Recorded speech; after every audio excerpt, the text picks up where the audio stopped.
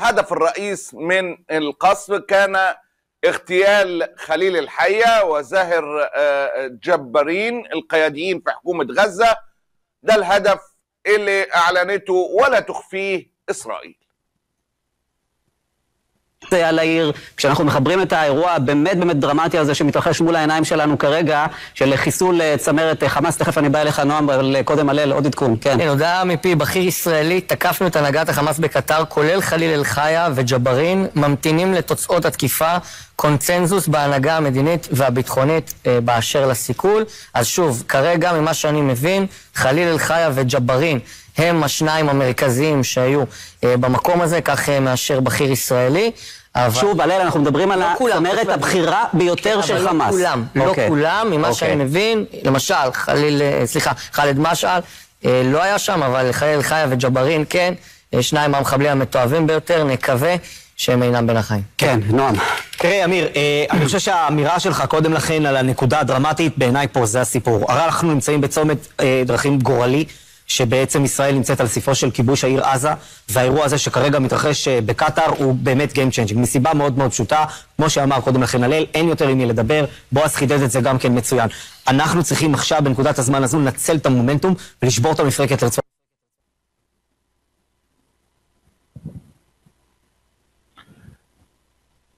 الاغتيال كان عن طريق سلاح الجو الإسرائيلي بالخيانة الأمريكية والتواطؤ العربي في اجتماع مناقشة مقترح טראמפ بالهدنة. ההצעה האמריקנית שכולנו נחשפנו אליה בימים האחרונים, מגיעים הטילים האלה של חיל האוויר שלנו על הראש שלהם. לחלוטין, זה בדיוק מה שקרה. חמאס גם אומר את זה בזמן פגישה של, זה נקרא בערבית אל-וואפד אל-מופאווד, המשלחת שמנהלת את המשא ומתן, היא שאחראית על הדבר הזה, בזמן שמתקיימת פגישה שלה, אז קורית התקיפה הזאת של ישראל. זה לחלוטין מה שתיארת. אם להמשיך את הדברים שמביא עליהם מפי בכיר ישראלי, להגיד כמה דברים על אותו זאהר ג'בארין. זאהר ג'בארין הוא מנהיג חמאס ביהודה ושומרון. הוא זה שהחליף את סאלח אל-עארורי, מי שהיה מספר 2 בחמאס וחוסל מוקדם יותר במלחמה בתקיפה של ישראל בביירות.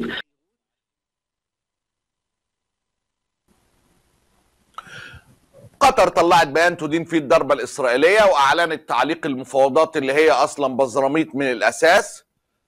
طبعا قطر لا تملك القدرة إنها ترد على الاغتيال اللي حصل زي ما إيران ردت على اغتيال هنية.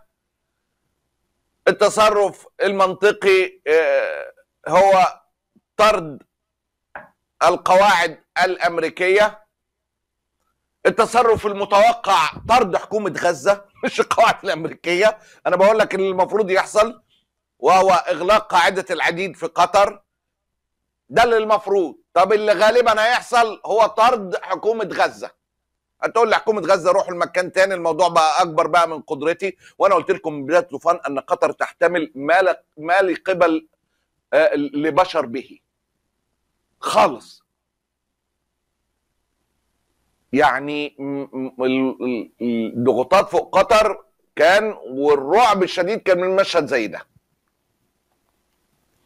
الايام اللي فاتت كان في ضغوط، كلام بيدور ان في ضغوط ان حكومه غزه تنتقل لمصر عشان يكونوا تحت السيطره الكامله. فهل ده جزء من الخطه الاسرائيليه او ايه اللي بيحدث؟ ده تحليل مش معلومه. يعني اسرائيل ضربت في قطر عشان قطر تخرجهم، فيروحوا فين؟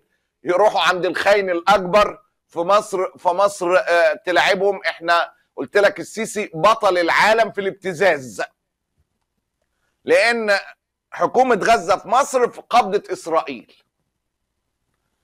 اللجان كانت بتروج، قلت لحضراتكم المخابرات احتجزت وفد حكومة غزة لاجباره على الموافقة على الصفقة بتاعت ويتكوف اللي نتنياهو رفضها، ناهيك ان مصر والاردن كانوا عاملين حملة قادرة جدا على خليل الحية اللي تم استهدافه النهارده واستشهد ابن آخر من أبنائه. كانوا بيزايدوا عليه مزايدات في غاية الرخص. الاثنين الأزعة الكلاب، مصر والأردن. تعالى يا خليل ادخل مع المساعدات من معبر رفح، هند الضاوي، وهب نفسك وروحك فدا غزة وأهلها بدل النضال من الدوحة، حتى يشعر الغزيين بأن روحك ليست أغلى من أرواحهم التي تهدر من أجل القضية. تبقى بني ادم نكسه مطلعينها انجاس، والوساخه تملا بلادي للاسف الشديد. وشخصية حقيرة جدا، حقيرة جدا. تكلم حتى أعلمك، حتى أفهمك أهي. كانت في حملة كبيرة جدا. أهلا وسهلا بالمناضل خليل الحي الذي يزور القاهرة قادما من مقر إقامته في فنادق الدوحة ضمن الوفد المفوض للحركة، فإني أقترح أن يقود بنفسه وكل فرد من الوفد شاحنة مساعدات ويدخل بها لأهلنا في قطاع غزة. ولا شك أن الأخ خليل الحي كمناضل كبير لا يخشى في الحق لومة لائم، وسيفعل هذا الخطوة لكسر الحصار. منتهى الوساخة كانت من الحكومة المصرية والأردنية. دندراوي خلاصة ولاد البتاع. حماس ما بين الإقامة بالفنادق الفارهة والفنادق الآمنة. أهل غزة يقتلون بالرصاص والجوع. كمية أوساخ وخيانات ابتليت بها المنطقة. ده جزء يعني كده هبابة من الانحطاط السيساوي اللي بيحدث دائما. كان بيتقال كده ضد أبو العبد برضو قبل اغتياله ومش بيتكسفوا. الضربة الإسرائيلية كانت تستهدف أيضا اغتيال أبو الوليد خالد مشعل حسب ما يؤكد إعلام نتنياهو. להוציא את השם גם חאלד משעל, ופה באמת אני מחזיק אצבעות, תכף יהיה אישור ישראלי שהוא גם כן היה על הכוונת. שוב, מי? חאלד משעל. אם השם הזה אכן בין השמות, אז אנחנו פה באירוע באמת מטורף. סיפור אחר לגמרי. בשום קשר אנחנו באירוע מטורף. דיברת על ההישג המודיעיני. מזכיר, כבר ניסינו להיפטר ממנו בעבר. יש כאן סגירת מעגל מדהימה אם אכן השם הזה נכנס.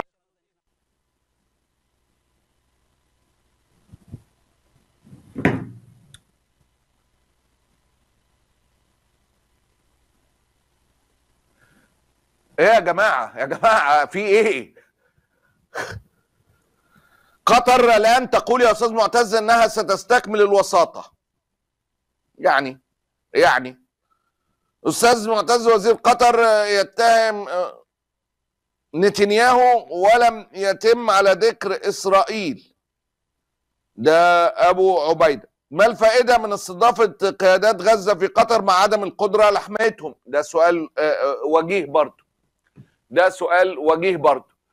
المهم كان بيستهدفوا برضه خالد مشعل زي خليل الحية، لكن نجوا بفضل الله. وإسرائيل بتتفخر ان مفيش أي دولة عربية تدخلت، الحمد لله كلهم التزموا بالأدب. מודיעין, כל כך מדויק, בלי שאף אחד מפריע לך לאורך כל הדרך. למדינה שצריך לומר, לאורך כל המלחמה, בטח בממשל ביידן, וצריך לומר גם בממשל טראמפ, היה ברור שלא נוגעים. לא נוגעים בבחירי חמאס בקטר, כי הם בעצם כרגע הצינור הראשי להביא לעסקאות החטופים, ובאמת היו כאלה לאורך המלחמה בעסקאות הקודמות. העובדה שארצות הברית וישראל מתואמות בפעולה הזאת, זה אומר שארצות הברית מוותרת על ההבנה הזאת שבחירי חמאס בקטר יכולים עוד להיות איזשהו יתרון במהלך. אמרנו את זה לאורך כל המלחמה. בסופו של יום הם יצטרכו לשלם את המחיר.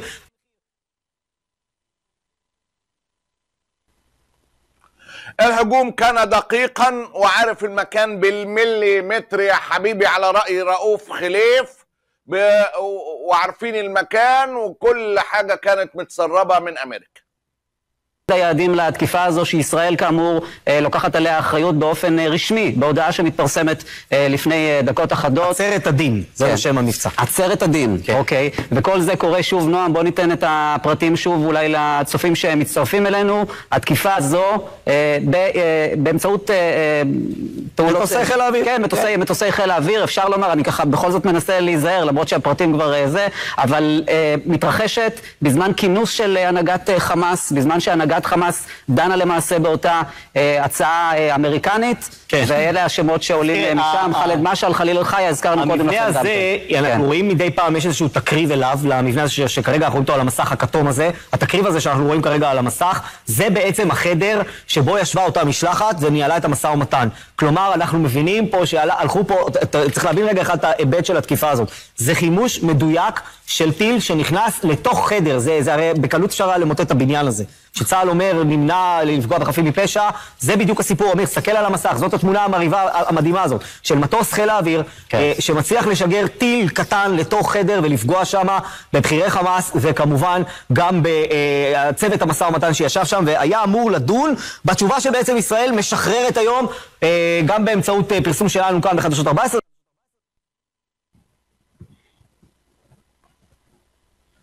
حد بعت لي جمله مؤلمه جدا، قال لي انت بتتكلم في ايه؟ عايزهم يطردوا القاعده؟ ده ما حدش قادر يطرد السفير، هيخرجوا القاعده؟ ما هو كلام ذو وجاهه برضه، كلام ذو وجاهه. الاخطر من ده اسرائيل بقى بتمرح في القصص. قناه اي 24 قالت ان قطر والدول العربيه كانوا على علم بالهجوم. بيت المذله اللي احنا عايشين فيها. طبعا ده انا مش مصدقه قوي، لكن قناه اي 24 بتؤكد ان هي كانوا عارفين الهجوم. מדובר פה בהיסטוריה בשידור חי, כי אנחנו מדברים פה על עוד שלב. זה כמו שהיינו, כמו שהזכרת בתחילת השידור, האירוע של הביפרים יצר פה מציאות חדשה במזרח התיכון. אנחנו עכשיו עוברים מדרגה חדשה, אנחנו עוברים לשלב חדש. זה קשה להניח שקטר לא הייתה מודעת לחלוטין למה שהולך לקרות פה כרגע. כן. קשה להניח. بيقول لك الدول العربية وافقت على الضربة، ووافقت على الصمت، ووافقت على التعاون، ووافقت على تسليم ملابسها الداخلية. אומר המון, זה אומר שיש פה תזוזה של כל המזרח התיכון, יש פה תזוזות טקטוניות, שאנחנו צריכים להיות רגישים ולהרגיש אותן, שהן עכשיו מזיזות את כל המערך של המזרח התיכון לכיוון צריך לזכור שיש לזה מדינת משמעויות ישראל. בשטח על חמאס בעזה, החיילים שלנו שנכנסים להשתלט על העיר עזה, זה מצוין, זה מצוין. אם ההנהגה בקטר כבר לא קיימת, יהיה הרבה יותר קל עכשיו. אם עד עכשיו נגרם להם, הם חשבו שהם לבד, כי הם באמת היו לבד, הם במנהרות תקועים, עכשיו באה מדינת ישראל ואומרת להם, אתם באמת לבד. יותר מזה, אני מתחבר למה שעידו אמר כאן, שכנראה שקטר ידע מזה, כנראה שהמדינות ערב הסכימו לזה, לכולם נמאס מהארגון הנאצי, החמאסי הזה, ומה שעשינו היום זה בעצם... قال لك العرب قرفوا بقى من حكومة غزة وعايزين يخلصوا بأي شكل من الأشكال، وده السبب الرئيس في موافقتهم كلهم على الهجوم. מדינת ישראל ביצעה, אבל כל העולם הערבי אמר להם, חבר'ה, נמאס לנו ממכם, תעופו מהרצועת עזה, תחזירו לנו את החטופים, ואנחנו נמשיך קדימה בתוכניות של טראמפ, בתוכניות אחרות. כן.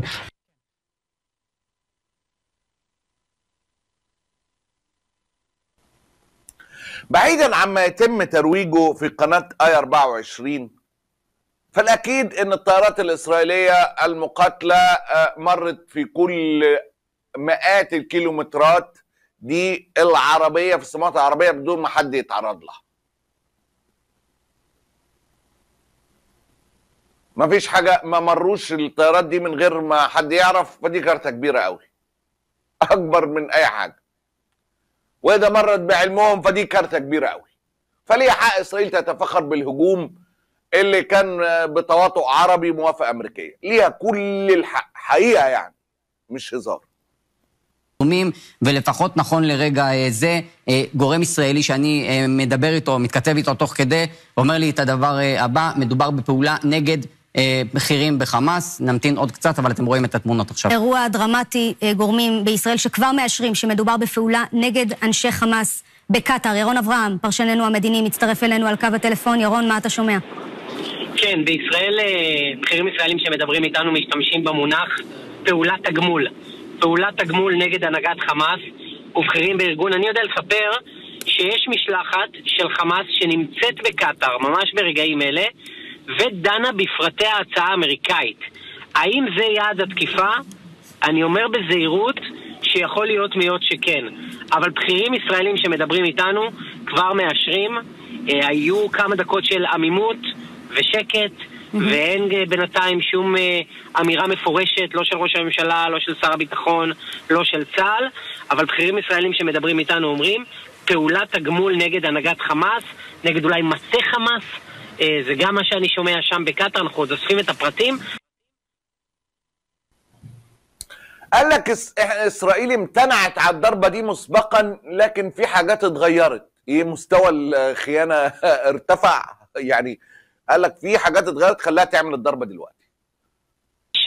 בין הפיצוץ לבין השולח של הפעולה הזאת, קרי ישראל, לבין היעד חמאס, מאוד מאוד ברור, וזו פעולה מאוד חריגה, עמליה, שהיו עליה המון דיונים בחודשים האחרונים. ישראל נמנעה מלעשות זאת מתוך איזשהו חשש, גם מהתגובה הקטרית, בסוף מהריבונות הקטרית. וירון, דווקא אני רוצה להתעכב איתך על הנקודה הזו, בגלל שאתה אומר לנו ובצדק שזו פעולה שכנראה נשקלה בכובד ראש לאורך זמן. האם להבנתך דבר כזה יוצא אך ורק עם אור ירוק ואישור של דונלד טראמפ? אני מעריך שכן. אני רוצה לומר בזהירות لا قلت له حاجة دي ما تعديش من غير ترامب. قال لها أنا يعني عايزك تختار كلماتي بحذر، ولكنه نعم وإسرائيل بتغير من قواعد اللعبة، وإعلام العبر بيحتفل، والعرب جمهور العربي يكتفي بالمشاركة لا بالمشاهدة. אני רוצה לומר בזהירות שאנחנו מכירים כל מיני התבטאויות מהשבועות האחרונים שרמזו לכיוון הזה שישראל הולכת אליו בעמימות כזו או אחרת. כלומר, זה אף פעם לא נאמר בצורה מפורשת בשבועות האחרונים, אבל כן היה איזה שינוי טון בכל מה שנוגע להנהגת חמאס בחול. היו רמיזות, כל הזמן דיברו על המתח הזה שמצד אחד הם נמצאים בטורקיה. את זוכרת, הייתה עזיבה המונית של בכירי חמאס ששהו בדוחה לטורקיה, בדיוק מהחשש הזה שישראל תבצע איזושהי פעולת התנגשות, וכן היו רמיזות כאלה בשבועות האחרונים, אבל אני יכול להניח, ועוד אני צריך לאסוף על זה פרטים, שהדיונים בנושא הזה היו דיונים מאוד מאוד חשאיים מאחורי הקלעים. אני לא בטוח, אני אומר שוב בזהירות, שכל בכירי מערכת הביטחון היו בקונצנזוס מוחלט לגבי הדבר הזה. مشاهد من العار. نتنياهو بيتفخر بهدم منازل أهل غزة فوق دماغهم وبيدعوهم مخلصا للمغادرة. לפני ימים אחדים שאנחנו נפיל את מגדלי הטרור בעזה, זה בדיוק מה שאנחנו עושים.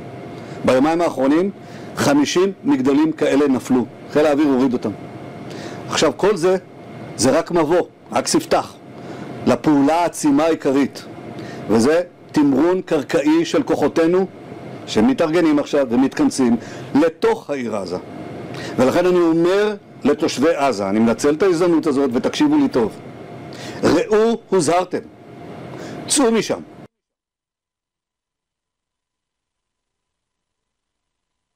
أهل غزة رافضين المغادرة تماما، ده حقيقة. العرب شركاء في تلك الخيانة، ونتنياهو بيصحى الصبح صرد برق له فيقوم يبصق على الوطن العربي هو وترامب، وأهالي غزة يوصلوا الصمود. نقول لإسرائيل تخسأ إسرائيل، مش طالعين. لو طلعت أرواحنا مش طالعين.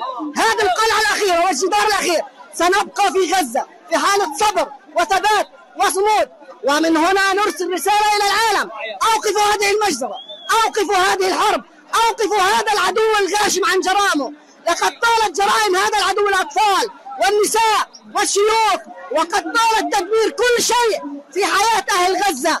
أهل غزة مش هيستسلموا، أهل غزة صابرين وصامدين وثابتين رغم أنف العدو لآخر لحظة. مش طالعين لو تقعد أرواحنا، مش طالعين. لن نهاجم، سنبقى في أرضنا، سنبقى خدما لأبناء شعبنا، لن نحارب، لن نخرج من أرضنا مطلقا.